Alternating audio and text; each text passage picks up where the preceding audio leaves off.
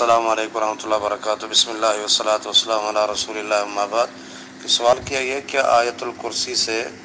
پہلے تعوذ پڑھنا ضروری ہے؟ اصل قرآن مجید میں اللہ تعالیٰ ارشاد فرماتے ہیں کہ فاستعذ باللہ من الشیطان الرجیم، اس سے پہلے جو لفظ ہے فَإِذَا قَرَأْتَ، کہ جب تو قرآن پڑھنے لگے تو کیا کر، اذا قرأت فاستعذ باللہ من الشیطان الرجیم، تب تم تعوذ پڑھ۔ اب اذا قرأت یعنی جب قرآن، تو اکثر محدثین کا یہ ایک اصول ہے، اصول تفسیر کا، مفسرین کا، کہ جب آپ درمیان صورت کچھ پڑھیں گے نا تو اعوذ باللہ پڑھ لیں،